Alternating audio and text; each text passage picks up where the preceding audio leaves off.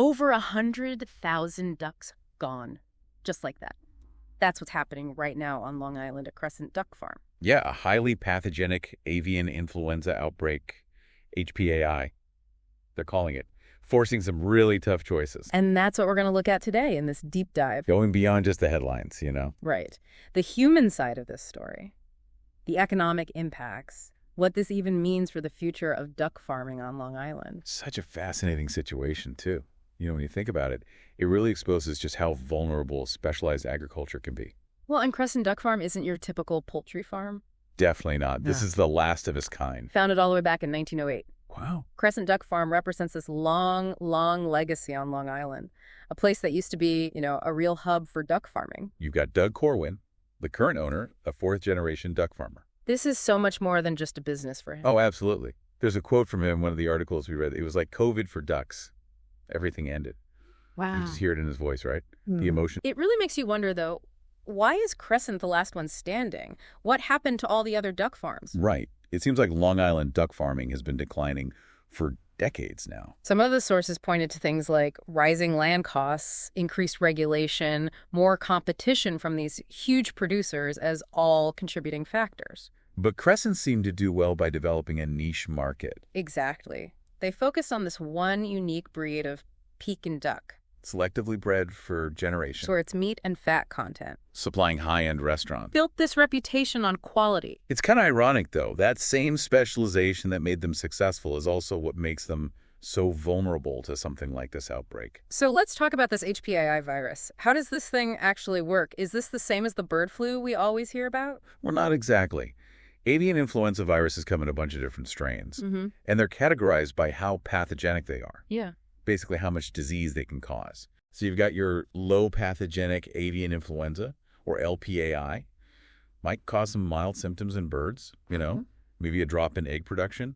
Sometimes it goes unnoticed. Ah, I see. But then you've got the HPAI, highly pathogenic, like this H5N1 strain they found at Crescent. Yeah. And that's a whole different ballgame. Yeah. This one spreads fast. And it's got a really high mortality rate in poultry. Like, devastating.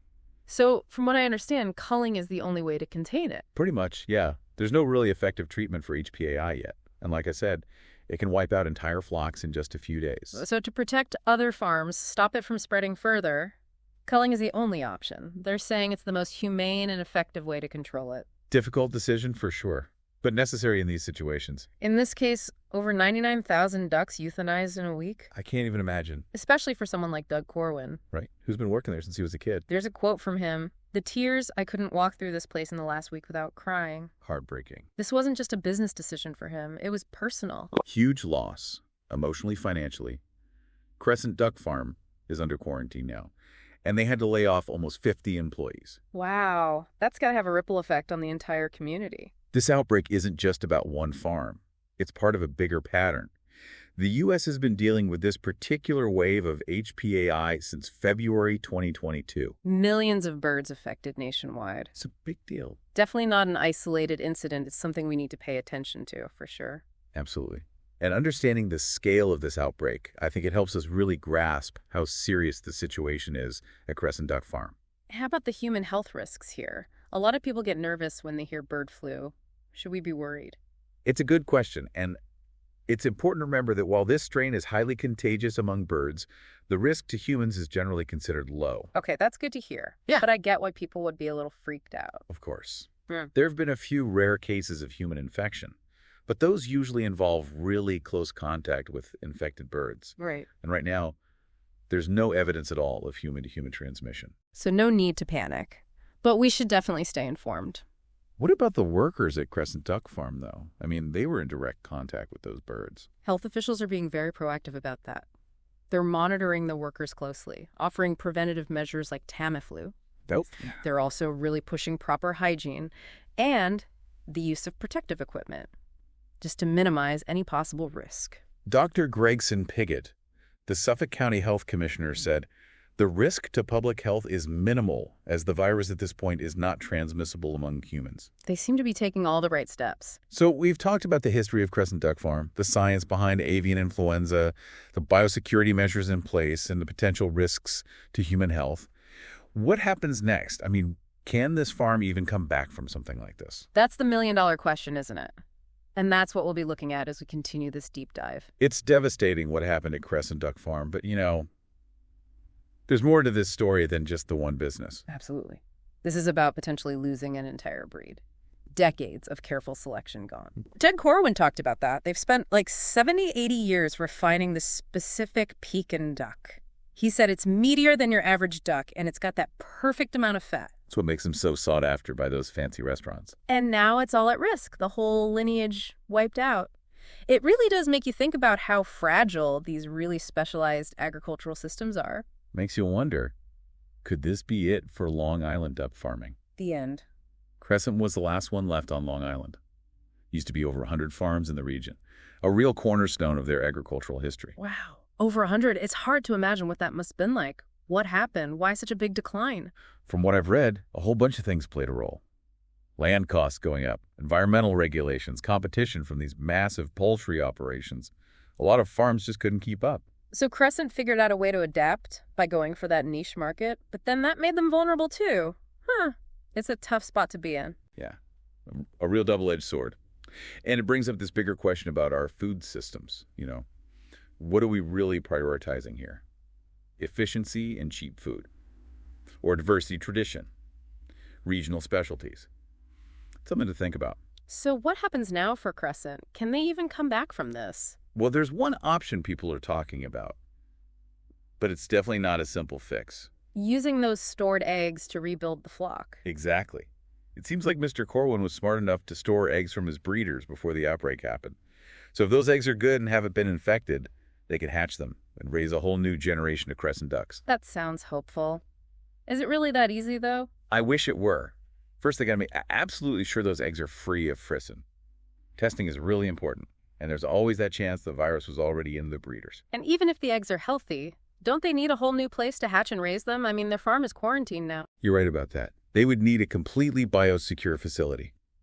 And that's assuming they can even find someone willing to take on the risk. Then there's the time it takes for ducks to grow up and start laying eggs again.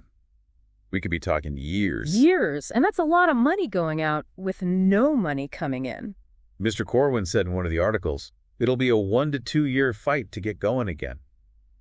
That's a long road, and he's 66 years old. It's a massive burden for anyone to carry financially, emotionally, especially at that point in life. He said, does it mean I'm going to start up again? I've got a lot of hurdles to overcome. I don't think he's made up his mind. It sounds like the decision might not be completely up to him either. He mentioned the next generation has to think about it too, whether they're ready to take this on. It's a huge weight to put on someone's shoulders. Stepping into all this uncertainty, trying to rebuild what's been lost. It's a decision that'll impact everyone. The family, Crescent Duck Farm, maybe even Long Island duck farming as a whole. A lot riding on it. What really stands out to you about all of this? For me, it's the human side of things. Yeah. It's easy to get caught up in the science and the economics. But this story reminds us that there are real people at the heart of this whole crisis. We're talking about Doug Corwin, his family, the almost 50 people who lost their jobs, the restaurant owners who relied on Crescent's ducks, and the whole community affected by this outbreak.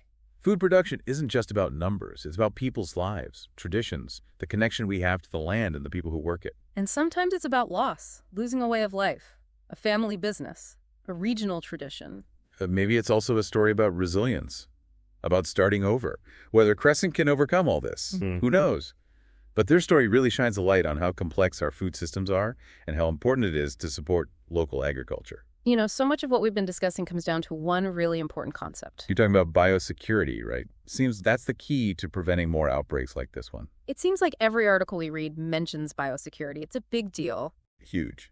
It's really the most important thing.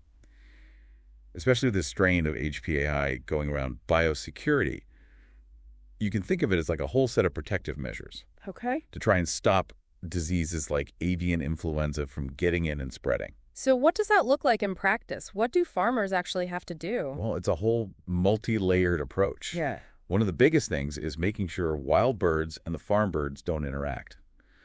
Wild birds, especially waterfowl, can carry the virus without even showing symptoms. So they're like silent spreaders. Exactly. And you've got to stop them from getting into the duck pens or chicken coops, wherever the poultry are. How do you even do that? Physical barriers, netting over outdoor areas, stuff like that. It sounds simple, but it can be a huge amount of work. What about feed storage? I saw that mentioned a lot. Oh, yeah. That's another really important one. Spilled feed attracts wild birds. So proper storage and management are key. Even managing nearby ponds or water sources. The goal is to make the whole farm less attractive to wild birds. So it's like building a fortress. Pretty much. Yeah. But it's not just about the physical stuff. There are protocols for people, too. Workers coming and going. Makes sense. Human activity can bring the virus in. So hygiene is super important. Designated clothing and footwear for the farm. Washing hands all the time. Foot baths with disinfectant at all the entry and exit points. Sounds intense. It is. It takes constant vigilance. Farmers need to be trained on all these procedures. Everyone has to buy in. Visitors, delivery drivers. Anyone who steps onto the farm has to follow the rules. There's no room for error. And early detection, that's got to be huge too, right? Absolutely. If a farmer even thinks their birds might have HPAI, they have to act fast. Testing, reporting it to the authorities, and often culling to stop it from spreading more. We talk about how hard that was for Doug Corwin, but it sounds like it was the right thing to do. Containment is the priority. Yeah. And unfortunately, right now, culling is the only way to do that effectively. It really shows how much we need more research, though, Yep. for better treatments and prevention for avian influenza. Hopefully someday there will be. But for now, biosecurity is all we've got. And I imagine all these measures, they can't be cheap. Exactly. Right? You're hitting on a big issue here. Implementing and keeping up these practices, it's expensive. For smaller farms like Crescent Duck Farm, they're already working on thin margins. This could really break the bank. You have to wonder if farmers are getting enough help to do all this. Are there government programs or anything? There are some, Yeah. but they can be hard to figure out. And the financial assistance often doesn't cover everything. It's a tough situation. It really shows how connected all these things are. The science, the emotional side for the farmers and workers, the economics of it all, and now biosecurity.